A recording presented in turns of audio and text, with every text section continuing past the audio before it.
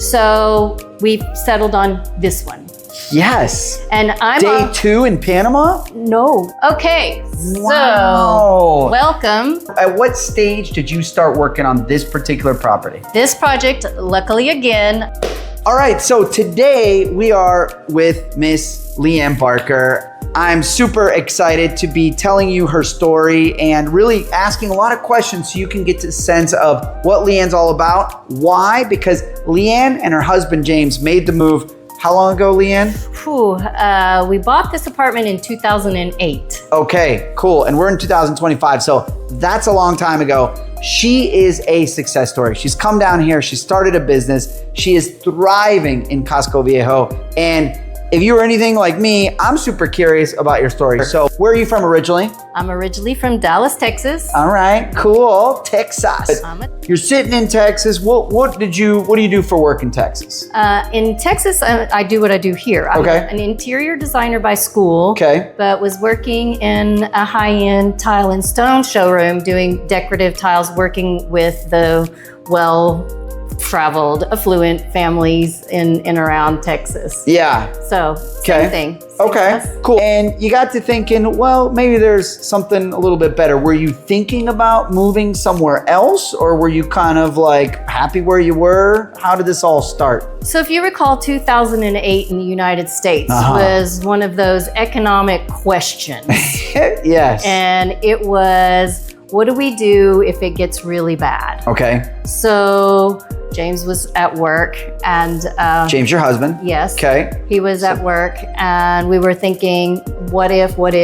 And he heard this story about the British canoeist that faked his death. Oh yeah, the canoe man. In that story, it talked about Panama. Okay. Close to the US. Sure. Democratic. Okay. Good hospitals.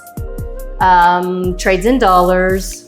So, but then what really piqued our interest was they're very considerate to the retiree. Sure. So thinking, what if we need to leave? If 2008 really explodes, right, and we need to leave, or we have an option for long-term in the future. So it was kind of a plan B almost. It was a plan B. Okay. As James likes to call it, it was always our exit strategy. Okay, cool. So you maybe had been talking at dinner about, hey, we might need to think about something, and then randomly this radio story shows up about the canoeist. So, okay, so now Panama's on your radar, and guys, you're gonna love where this goes, but Panama's on your radar. How long did it take you to come visit for the first time?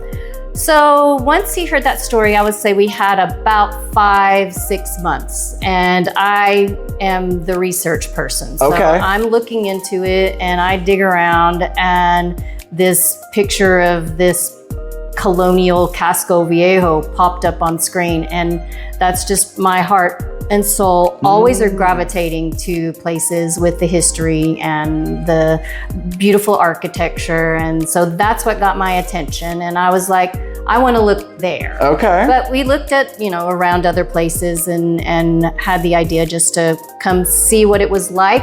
And if we didn't find anything, then we just had a good vacation. Okay. So you in the course of your research, you kind of zoomed in on Casco Viejo, but you said, all right, well, let's come down, check it out. Okay, so that was 2008. You came down about 6 months later, is that right? We came down, it was February, Valentine's, in 2008. Okay, okay. So you land here, and I remember what it was like. I was only here for about 8 months. I got here in 2007. So you've been here a long time too. Well, yeah, we are veterans. Yeah. Fist bump to that. Yes. So you land. Did you come by yourself with James? Just the two of you guys? Just the two of us. Okay. Did you know anybody before you came down here?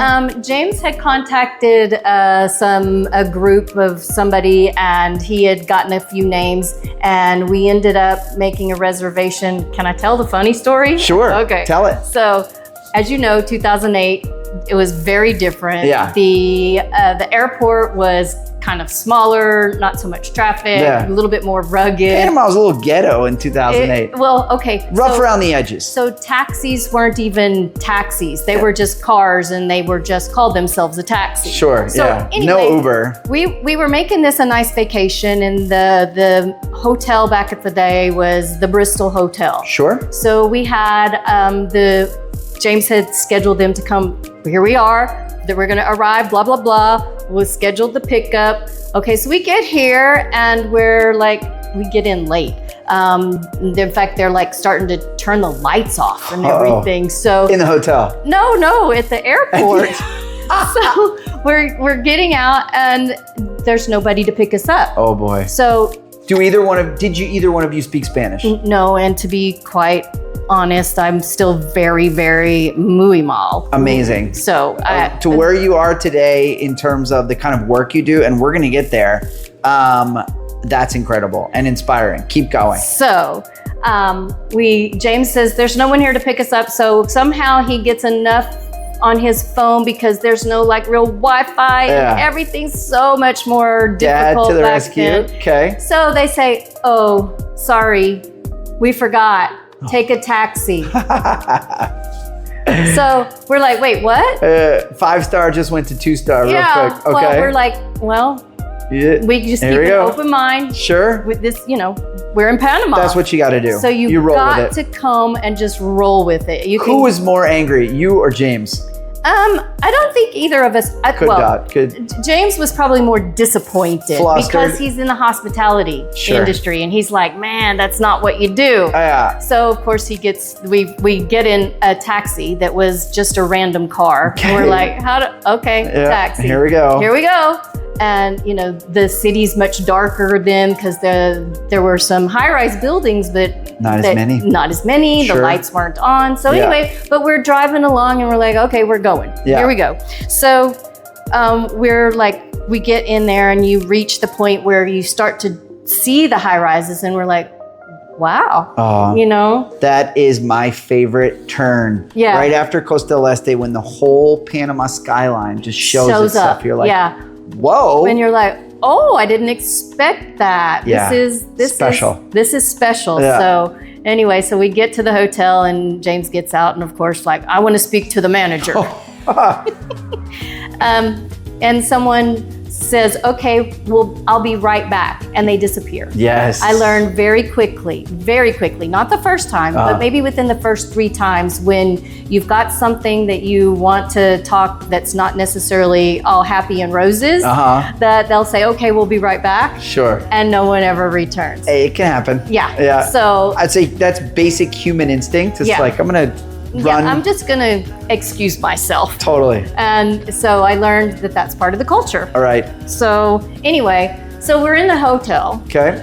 We're going to pick our plans for what to do. And as I already mentioned, I had my heart and mind, I want to see Casco. Old Town. I want to go there first. And 2008, it was really it was considered still dangerous. Sure, it's a little and they would say, take a taxi, again, just a car. Yeah. Take a taxi in and take a taxi out. Mm-hmm. Don't try to walk into it. So I was not deterred by any of that. I was like, no problem. So James we sit down with the concierge and we say, okay, tomorrow we want to go to Casco Viejo.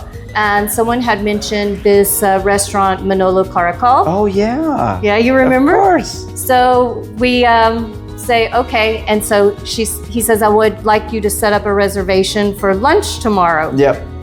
So, and he gives her a very nice, I don't know, I think maybe he gave her like $100.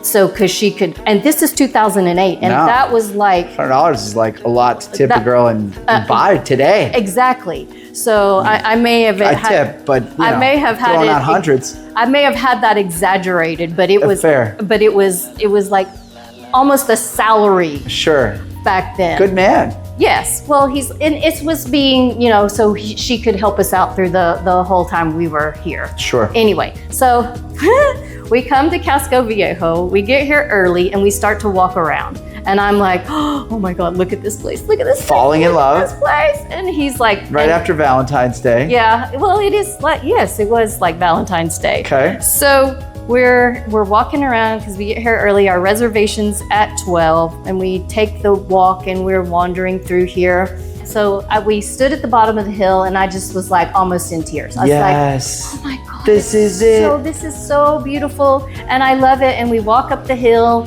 and this building was a shell. If you have walked around Casco or shown anybody around Casco, you could look out our window and see that that's what this building looked like when we passed by this for the first time. And it had the developer sign on it, and I just was like, oh, okay, well, didn't really go anywhere with it at that point. So let's speed this up a little bit. We end up at the restaurant, we go in and we say, hi, hola, and we have a reservation at 12. And the person looked at us and went, no, you don't. We don't open until 5. Oi! So we're like, okay. All right. Panama. Welcome to Panama. You just pivot. Yeah. So we walk out the door and we go down just a couple more doors down, and there was this ice cream store. Grand Clement was one of the first businesses here in Casco Viejo. They were here. In the Monjas building. Yeah, exactly. Yeah. And so we walk in, we grab an ice cream, and we walk out. So next to that was the Immobilier San Felipe, which I was like, oh, James, that's the sign that they had on the building. That's the developer that's on the building on the corner. So I said, let's just go in there. So on a whim. Just on a whim. Oh boy. So we go in and James says, hello. Oh, and let me describe the outfit.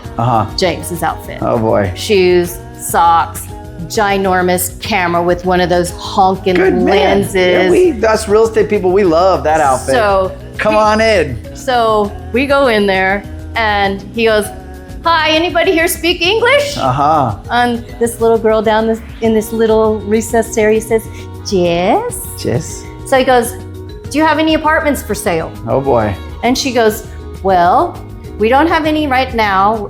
We're starting our next project, which is at, guess what? Casa Garay. This one. Hey. Was their next one.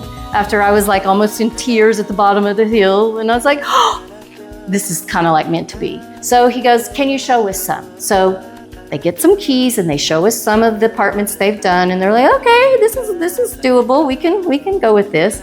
And then we go back, she rolls out the plans and she goes, this is the building, this one. And she says, you know, we have pretty much any of them. There's 9 apartments in this building that we're restoring. And we're like, okay, so long-term, retirement, something small. This building does not have an elevator. Age in place, meaning something on the lower floor. Sure. So just thinking very long-term for the rest of our lives, basically. We might end up here. So we've settled on this one. Yes. And I'm Day 2 in Panama? No, day 1. Oh. We had not been here. You guys are like the best real estate clients ever. Oh my God. We hadn't been here for 24 hours. If you would have worked with me, we would have been like, oh, let's slow your roll. Right. Let's take a look around. Okay, good on her. Good on her. Anyway, I'm as the interior designer, she's rolled the plans out and I'm like, okay, that wall's got to go. That's no. And James is like, slow down. And she's like, slow down. You can't just buy an apartment. Yeah. And she goes, you have to have a bank account here. We'll talk about that. Sure. That is, it may be easier these days, but that is not an easy thing for a U.S. citizen to get a bank account. Yeah, that's all right. You get there, but so anyway, James is a British citizen.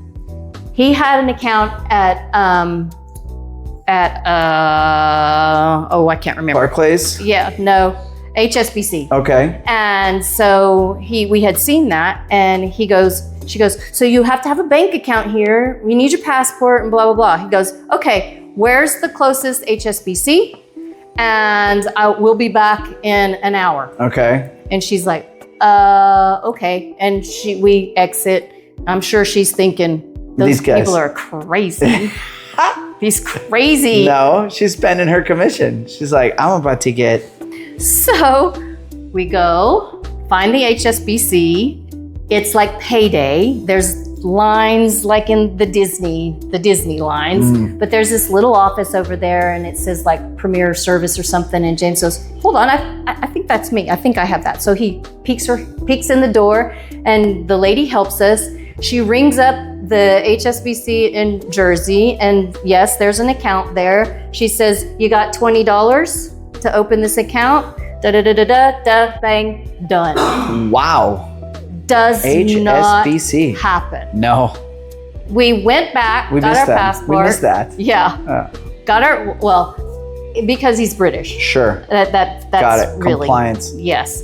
So got our passport, went back to the office, and the look on her face, Doris, said, she was like, I haven't done anything. We're like, that's okay, we'll wait. So went through all of that. Put this, wired the deposit, and we're like, we're taking a chance. Huh.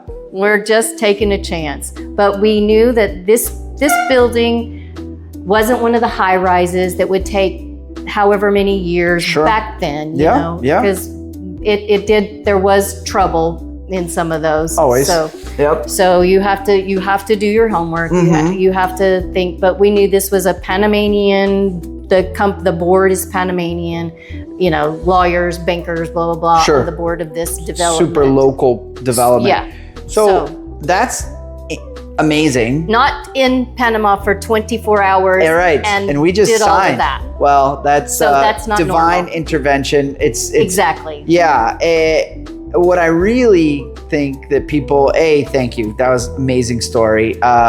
First day buying in Panama, trusting your instinct. And by the way, your instinct was right. Well, yes, I have I guess because of the interior design, I have kind of an innate intuition about which area is going to be, redeveloped, have a renaissance, and be a future of potential. Love. Well, you're a very slim woman, but you can say trust your gut. It's not a big gut, but it's a deep and powerful gut. Trust my gut. Yeah. I do that often. So you're coming to Panama. You've got your sort of, as you say, age in place, which is an interesting concept. But you were still working. So you come out here. And I don't think the plan was to immediately start. You were too young. You are too young to stop work and from a, I don't know, from an activity. I don't think I'll ever stop. Me and you both. Work. Yeah, because exactly. I enjoy sitting down in the evening and watching my TV. Sure. All of those shows. Relaxing. But I don't think that I want to do that all day, every day. So, and that was not the plan in Panama either. The plan was to maybe get something started, right? So, how I decided this. Because first of all, when we purchased, obviously it took 3 years or so for the construction to all do. And when again, as the interior designer that is inside of myself that I can't shut myself up, I took out walls out of this place because it's a small apartment.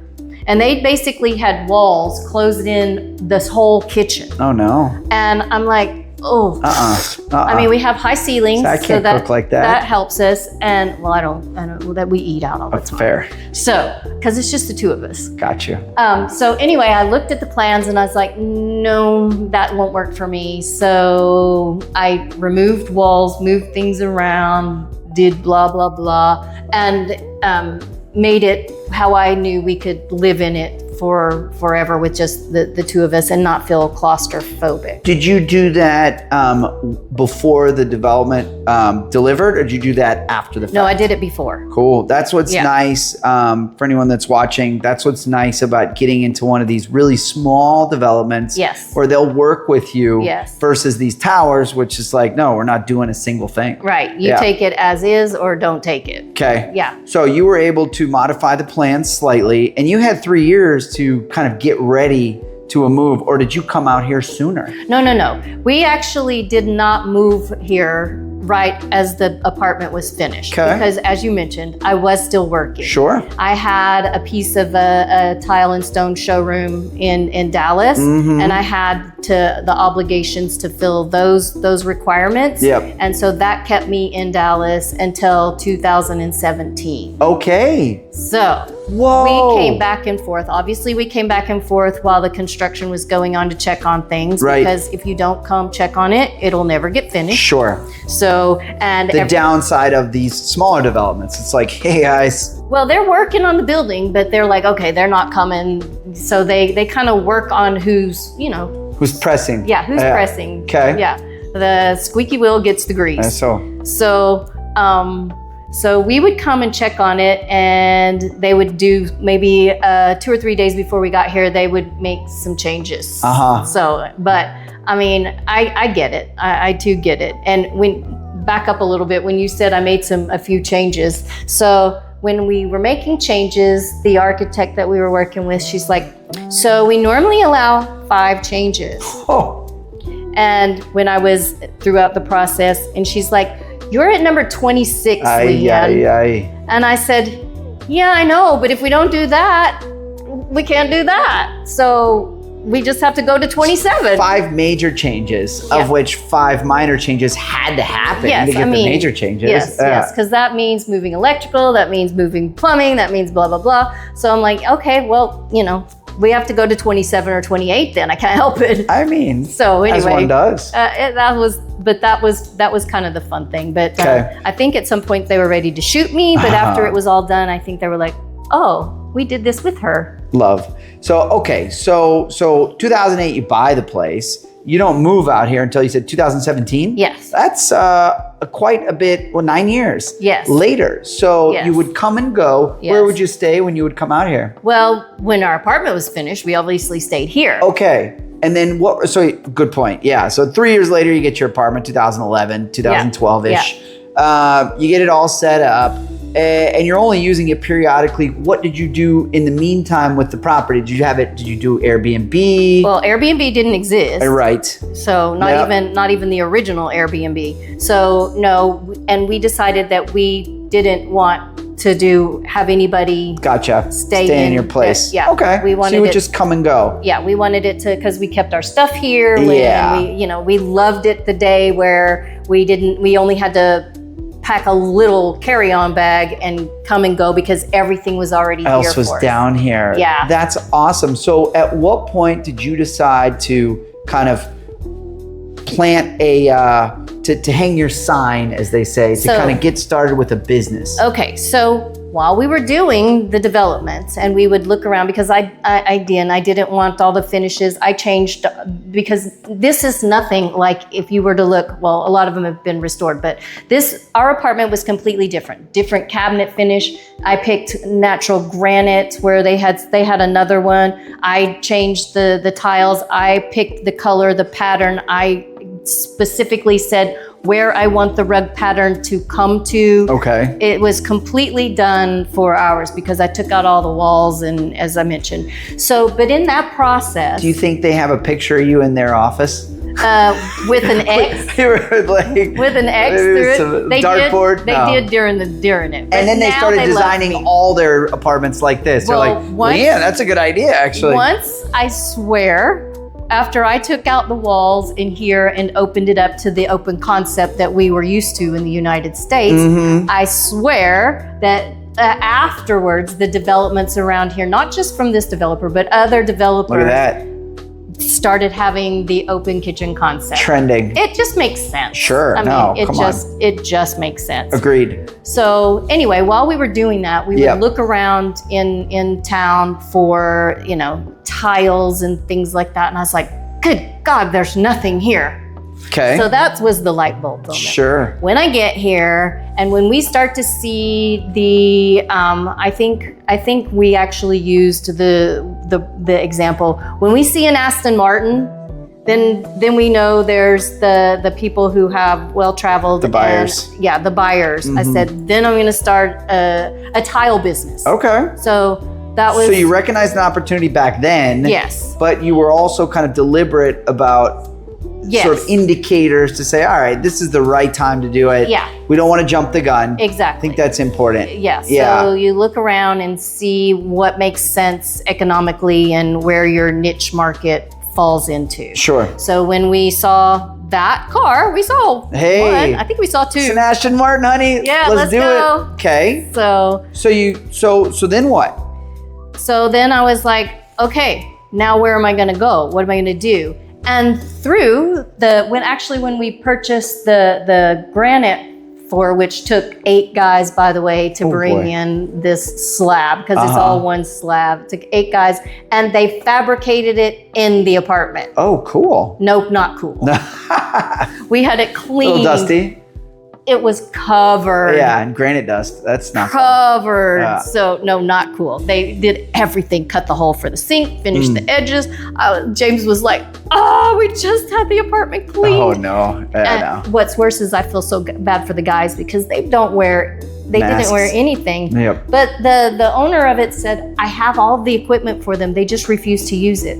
Okay. So, okay. Each to their own. Yeah. So anyway, when we were talking to the guy who had this company, he had some tiles, and I was talking to him about, what I did. And he's like, well, when you get ready, just come, you can maybe find a place in his little store, in his showroom.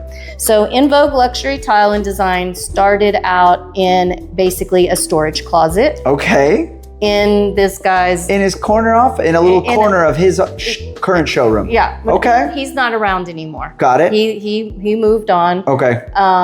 So literally it started in a shoebox. As a wholesaler / retailer, are you selling to people that are coming in to his location? Well, because he had tile, but he focused mostly on stone slabs. Okay. So he had some tile, but he didn't have any decorative tile. Okay. And when I say decorative tile, I'm talking about like our backsplash here. Sure. Which is all hand cut glass mosaic from the United States, custom done, colored, cut to fit that space. I actually sent them a template where the outlets were and everything. Nice. So they make it to fit. So that most didn't places exist. That still doesn't really exist to this day. You can find some mosaics and some really nice ones, but to actually cut it to fit your specific space, I don't think there's still anybody in Panama that does that. That has the capabilities to do that. So, so you recognized a need in Panama. You set up shop, a little tiny little corner of this guy's place. It was a closet. And then how did it go those first couple months? Oh, it was tough. Okay. But yeah, I didn't just put the sign out and everybody flocked in. Got it. It's not that easy. Okay. I wish. I mean, I really wish. So it just took a lot of perseverance. And that first year was like trying to introduce myself because I'm used to working with interior designers and architects. Okay. And individual projects. I am like project driven. Okay. So that is what I'm used to. So it was just getting to know people, going out and getting myself in front of interior designers and architects in Panama, in the city. So you would cold call? Yeah. Okay. Pretty much cold call. And amazing, because knowing some of these developments or some of these houses that you've done and facilities you've done since then is crazy. I mean, you've done some multi-million-dollar properties. I've been blessed. Yes. Okay, so let me back up a little bit. Thank you.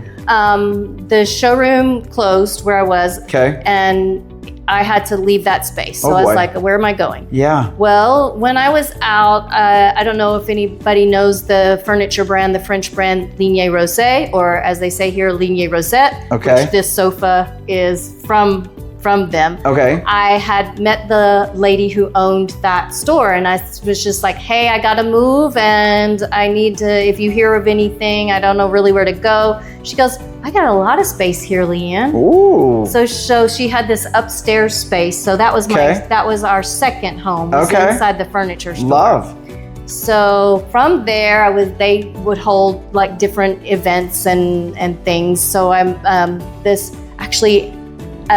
architect came upstairs and I met her, and so it was just then getting out more in front of the people in the industry. Okay. So just networking. being there, and then just kind of waiting because these projects, they don't happen every day. No. You know, someone doesn't do a big beach house or whatever. So it's just a matter of then timing. So fast forward a little bit more, she was closing her shop. And so then I had to go somewhere else.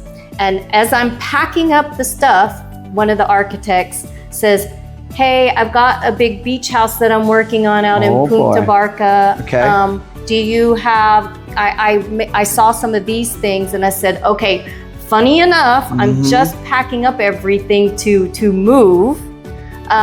So tell me what it is, and I'll make sure I'll leave those things out. Okay. So left out the things that she was interested in and packed everything else up. And then so she made the list of the things she wanted, and we ended up doing a lot of these things in a very beautiful beach house in Punta Barca. And it was through her that I really kind of broke in.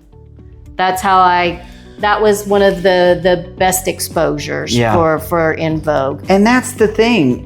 Panama is so small. It is. It's very small. That once you get one client, they can open up all the doors for you.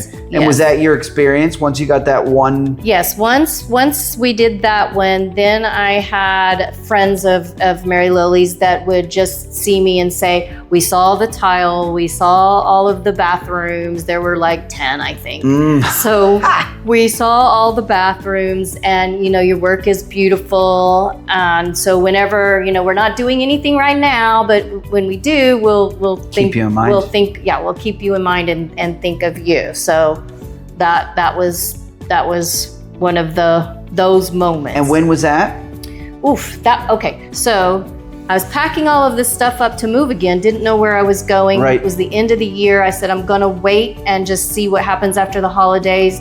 That was in 2019. Okay. Closed the door. Oh, I know what came after that holiday. Exactly. Yeah. So luckily, all my stuff was already in storage. I rode out that way. And then we all went to live in storage for about 7 months. So, but that project, while we were in lockdown, that the beach project was kind of going on, and I ordered samples in. So because we said, let's order the samples, and in 3 weeks, 4 weeks, when this is over, we'll get together and we'll just, move forward. Well, we know that took longer, but when that was my project that pulled me out of COVID too. Okay. So not only was it my great one, it was the one that got me through COVID. I love it. And also, coincidentally, that's COVID really became like what it is today, the beach communities. Oh, like yes. People are living out there full time. They moved there during the pandemic, and they were like, oh, whoa. And these are Panamanians. Yeah. I know quite a few families that spend 90% of the time at the beach now versus 10% back pre-COVID. So, okay, love it. Now, and we are in 2025. Yes. Don't know how I got here, but yes. Yes, I know how you got here by doing great work. And I think that people would benefit seeing your showroom. Okay. And seeing where you've come, where you are no longer having to couch surf. It's not a closet. It's a beautiful gallery, really, of what you have for sale. So let's head over. Let's do it. Wow. So, welcome to the place gallery. Is awesome. And this is normally closed. Like, this is not a public gallery. No, I do it by appointment only. Okay. Because as I mentioned, I'm really focused on project by project by project. Sure. And so people that really want to work with me have to do a little homework to find me. Hey, look at that. So, okay. The opposite of marketing. Yeah, exactly. It's kind of like secret marketing. Well, you've come a long way, because from, being in the corner of somebody's spot to having a really cool location right here in Casco Viejo is a big deal. It's a big deal. This is where I landed after COVID. This place is awesome. There's so much variety in here, Leanne, but I think you mentioned that you don't actually keep any inventory. Is that right? Any kind of warehouse expenses? You're right. I don't keep any inventory. Okay. And it's great for the business model that I don't have the expenses of the warehouse or to invest in inventory, because all of these are very unique, handmade, most of them made to order, where we can change the color and do whatever we want to. So it's always ordered per job. Okay. So we order the tile. I have exclusive rights with most of these, with all of these, and then there's actually more. Okay. I have more. This is just a taste.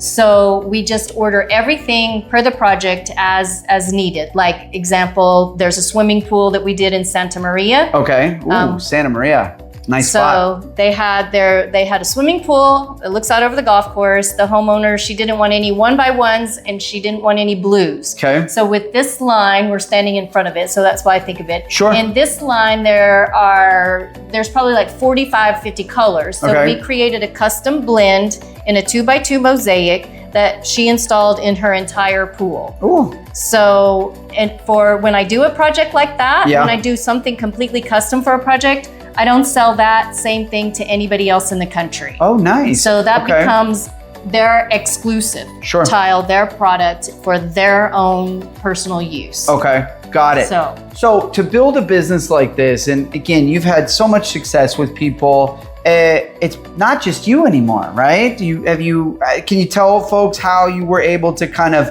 maybe bring on your first employee and then kind of take it from there? So my first tradesperson was the tile installer, and it is a she. Okay. She's Panamanian. Her dad is did a lot of the marble and mosaics and tile over in Punta Pacifica. Okay. So she trained under him. Yeah.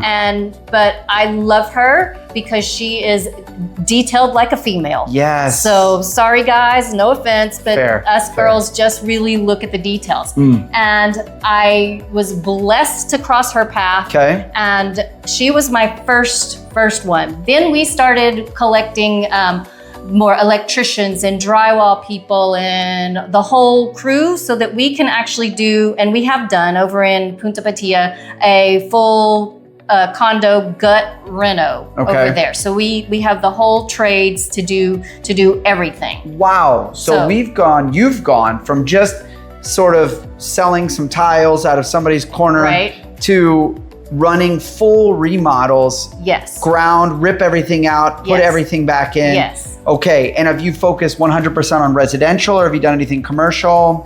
Most all of the full renos are residential, but I have done an installation, a custom tile for this commercial spot right across the street. Okay. So we designed a custom tile using their very custom colorway for their project, and it was their logo put into a tile version, and it actually comes from this factory. That's actually the tile right here. Okay. So this is the tile that we designed for them and took Pantone colors. It took like 4 months to actually get the colors approved. Nice. So it was that was my really bigger commercial project. Everything else has been residential. To get back to your question. Okay, thank you. Yeah, would it be possible to go take a look at one of your residential? Yeah. Yeah. Sure. All right. Yeah, Let's I'd like do to. it. Cool. All right.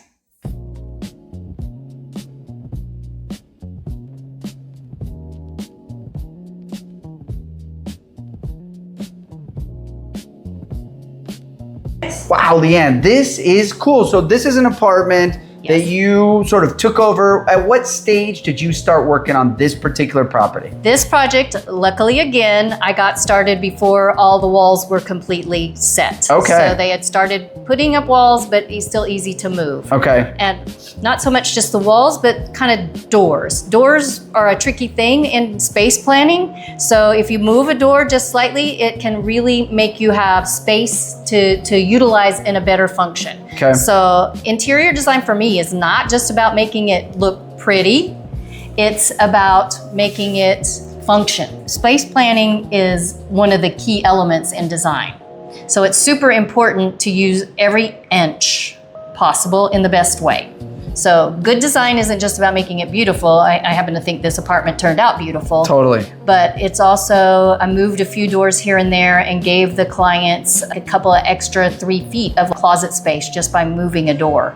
So have you had clients, I know that you have quite an extensive intake process, right? So when you get a new client, how do you catch a feeling about what to do for them? Okay, so I just meet with them and I kind of get to know who they are, and then I actually give them like questionnaires. Okay. There's a questionnaire for the kitchen.